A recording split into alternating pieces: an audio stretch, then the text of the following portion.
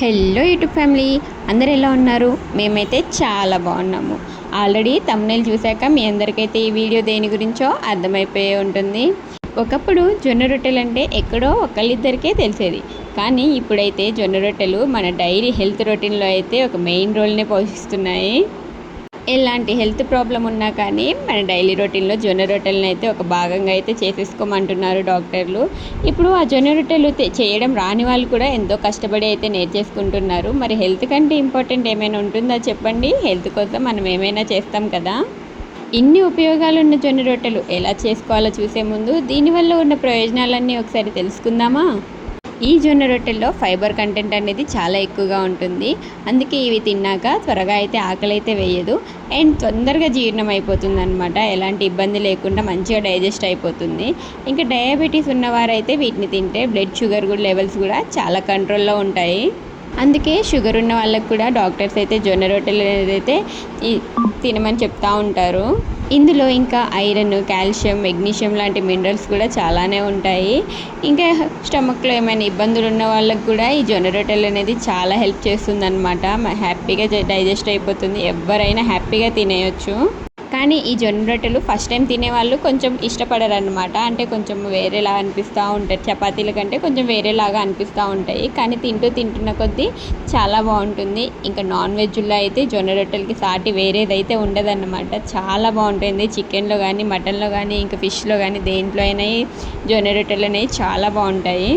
ఇవాళ ఈ జొన్న రొట్టెలు చేసేది అయితే మా మమ్మీ అనమాట. ఇంకా మా మమ్మీ అయితే జొన్న రొట్టెలు కాంబినేషన్ ఫిష్ కర్రీ అయితే చేసేస్తుంది మా అందరి కోసం. జొన్న రొట్టెల వల్ల ప్రయోజనాలు అయితే బాగానే ఉన్నాయిలే, కానీ చేయడం అయితే చాలా కష్టం అని అనుకుంటూ ఉంటారు చాలా వరకు. అంటే ఫస్ట్లో చేసే వాళ్ళకైతే కొంచెం ఇబ్బందిగానే ఉంటుందిలేండి, కొంచెం విరిగిపోతూ ఉంటాయి. చెప్పాలంటే నాకు కూడా ఇప్పటి వరకు రాదు, మా అమ్మ వాళ్ళకే వచ్చు. నేను కూడా నేర్చుకోవాలి ఇప్పుడు చిన్నగా. కానీ చేస్తూ ఉంటే మాత్రం చాలా ఈజీగా అయితే అయిపోతూ ఉంటాయి. చూసారు కదా మా వాళ్ళు అయితే ఎలా చేస్తూ ఉన్నారో. మరి వీటిని ఎలా చేయాలో ప్రాసెస్ అయితే ఇప్పుడు తెలుసుకుందామా?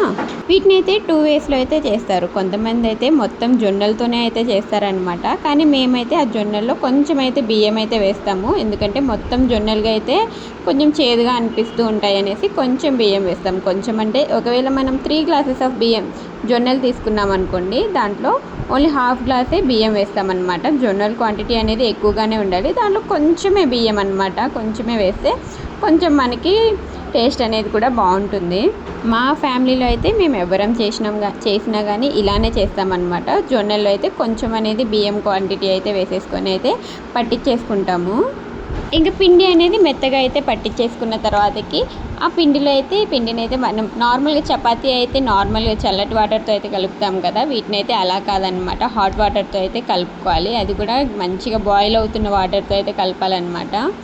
ఇంకా అలా మంచిగా వాటర్ బాయిల్ అయిపోయాక మనకి ఎంత క్వాంటిటీ ఆఫ్ పిండి కావాలో మనం ఒక దాంట్లో అయితే తీసేసుకొని మంచిగా కలిసేలాగా పెద్దదే అయితే గిన్నెని ఇంకా పిండి వేసుకొని బాయిల్ అవుతున్న వాటర్, మనకి సరిపడా వాటర్, పిండి మొత్తం మంచిగా కలవాలన్నమాట. అలా అని చపాతీ పిండిలాగా ముద్దగా కలవద్దు, అలా అని పొడిగా ఉండొద్దు. కొంచెం ఇంక మంచిగా తడిసేలాగా అయితే కలుపుకోవాలి. మంచిగా మనకి దగ్గరికి ముద్ద అయ్యేలాగా అయితే కలుపుకోవాలి.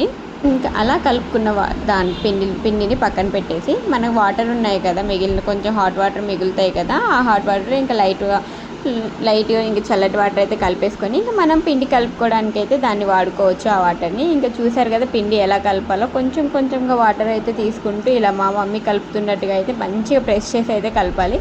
మనం ఎంత మంచిగా ప్రెస్ చేస్తే మనకు జొన్న రొట్టెలు అనేవి అంత బాగా వస్తాయి అన్నమాట.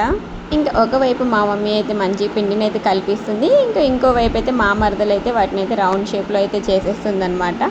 ఇంకా అలా చేయడం కూడా చాలా, మా మమ్మీ వాళ్ళు అయితే మా చిన్నప్పుడు ఇంకా చేత్తోనే చేసేవాళ్ళు అనమాట. ఇంకా రౌండ్గా ఎంత పెద్దవి కావాలంటే అంత పెద్ద చేత్తోనే చేసేవాళ్ళు.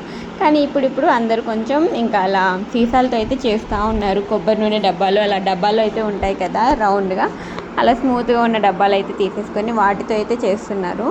ఇదంతా జొన్న రొట్టెల ప్రాసెస్ మొత్తం మనకి చేయడం మొత్తం అయితే పిండి కలపడం మీదే ఆధారపడి ఉంటుంది. మనం ఎంత బాగా పిండి కలిపితే అంత బాగా వస్తాయి అన్నమాట. ఇంకా మంచిగా స్మూత్గా అయితే పిండిని కలుపుకున్నాక ఒక కవర్ని అయితే ఇంకా అలాగ రౌండ్గా అయితే మా మేము కట్ చేసుకున్నాం చూడండి, అలా రౌండ్గా అయితే కట్ చేసేసుకొని పెద్దగా అయితే మనకు పెద్ద జొన్న రొట్టెలు కావాలంటే పెద్దగా అయితే కట్ చేసుకొని, లేదా చిన్నగా కావాలంటే చిన్నగా మీ ఇష్టం. ఇలా మీకు ఏ సైజులో కావాలంటే ఆ సైజులో అయితే కవర్ని అయితే రౌండ్గా అయితే కట్ చేసుకోండి. ఇంకా కట్ చేసుకున్న కవర్ మీద మంచిగా ఆయిల్ అయితే అప్లై చేసుకొని, మీరు హ్యాండ్తో చేస్తే హ్యాండ్కి ఆయిల్ అప్లై చేసుకోండి, లేకపోతే ఇలా ఏమైనా డబ్బాతో చేస్తే ఆ డబ్బాకైతే ఇంకా దానికి కూడా ఆయిల్ అయితే మంచిగా అప్లై చేసుకోండి. అప్పుడే మనకి పిండి అనేది మాత్రం అంటుకోకుండా మంచిగా అయితే వస్తాయన్నమాట. ఇలా మా మరదలు చేస్తున్నట్టుగా ఇంకొంచెం ఇలా తిప్పుకుంటూ అయితే చేయాలి. నేను అంత క్లియర్గా ఎందుకు ఎక్స్ప్లెయిన్ చేయలేకపోతున్నాను అంటే నాకు కూడా చేయడం రాదు, నేను కూడా నేర్చుకుంటున్నాను ఇప్పుడిప్పుడే. ఇంకా అలా చాలా జాగ్రత్తగా అయితే రౌండ్గా అయితే ఇంకా చాలా సన్నగా అయితే అవుతాయి అనమాట. ఇంకా అలా డబ్బాతో అయితే చాలా సన్నగా అవుతాయి. ఇంకా అస్సలు మెయిన్ ఘట్టం అయితే ఇప్పుడే ఉందన్నమాట. అలా అయిన ఆ జొన్న రొట్టెల్ని ఇంకా పేపర్ మీద నుంచి తీసేసి మనం పెనం మీద వేయడమే పెద్ద టాస్క్. కానీ మా మమ్మీ వాళ్ళు అయితే చాలా సింపుల్గా చేసేస్తారు. మనకైతే చాలానే ఇబ్బంది అవుతుంది, అస్సలు రాదు, ఇరిగిపోతూ ఉంటాయి అన్నమాట. అందుకే చాలా జాగ్రత్తగా అయితే వేయాలి. అది కూడా పెనం అనేది బాగా హీట్లో ఉండాలన్నమాట. పెనం బాగా వేడెక్కాకే మనం జొన్న రొట్టెలు అనేది పెనం మీద అయితే వేయాలి. అప్పుడే జొన్న రొట్టెలు అటు ఇటు మంచిగా కాలుతాయి అన్నమాట. కాలడానికి కూడా పెద్దగా ఎక్కువ అయితే టైం అయితే తీసుకోదు. మనకి కింద మంట అనేది ఎక్కువగా ఉంటే దాన్ని బట్టి ఈజీగా అయితే కాలిపోతూ ఉంటాయి. ఇంకా మనం ఇక్కడ పిండి కలపడమే మన లేట్ అవుతుందన్నమాట. జొన్న రొట్టెలు అనేవి చాలా తొందరగా అయిపోతూ ఉంటాయి. అందుకే ఇలా ఇద్దరు ముగ్గురు అయితే కలిసి చేస్తూ ఉంటే ప్రాసెస్ అనేది చాలా తొందరగా అయిపోతుంది. ఇంకా ఒక్కొక్కళ్ళు కూడా చేసేస్తారు. ఇంకా మా మమ్మీ వాళ్ళు అయితే ఒక్కొక్కళ్ళే చేసేవాళ్ళు మా చిన్నప్పుడు. వాళ్ళకి అలవాటు కాబట్టి ఎంతమందికైనా అసలు ఎన్ని రొట్టెలైనా కానీ చాలా ఈజీగా సింపుల్గా అయితే వాళ్ళు చేసేస్తూ ఉండేవాళ్ళు. ఇంకా మనలాంటి వాళ్ళు చేయాలంటే కొంచెం ఇబ్బంది అవుతుందిలేండి, ఏం కాదు, నేర్చుకుంటూ ఉంటే మనం కూడా పర్ఫెక్ట్ అయిపోతాము. ఇలా ఇప్పుడు ఇన్ని ప్రయోజనాలు ఉన్నాయి కాబట్టి జొన్న రొట్టెలు అనేవి కూడా బయట బిజినెస్ అయిపోయింది. ఒక్క రొట్టె 10 రూపీస్ 15 రూపీస్ అలా అసలు బాగా వ్యాపారం కూడా బాగానే సాగుతుంది బయట. ఎన్ని ప్రయోజనాలు ఉన్నప్పుడు మనం బయట నుంచి తెచ్చుకోవడం ఎందుకు చెప్పండి. మనం కూడా ఇంట్లోనే ఇలా సింపుల్గా అయితే చేసేసుకుందాము. ఏమేమి చేయాలో ఎలా చేయాలో మొత్తం అయితే నేను చెప్పాను కదా, మరి మీరు కూడా ఒకసారి ఇంట్లో అయితే ట్రై చేసేయండి. ఈ ప్రాసెస్లో అసలే మానిటైజేషన్ టైం అనేది పెంచేస్తున్నారంట. నేనైతే 3 మంత్స్లో అయితే మానిటైజేషన్ అవ్వాలని గోల్ అయితే పెట్టేసుకున్నాను. మరి నాకు హెల్ప్ చేయాల్సింది మీరే. మరి ఎలా అయినా కొంచెం వీడియోస్ అనేవి పూర్తిగా చూసి సబ్స్క్రైబ్ బటన్ అయితే కొట్టండి. పూర్తిగా చూసిన వాళ్ళకి thank you for watching. Bye.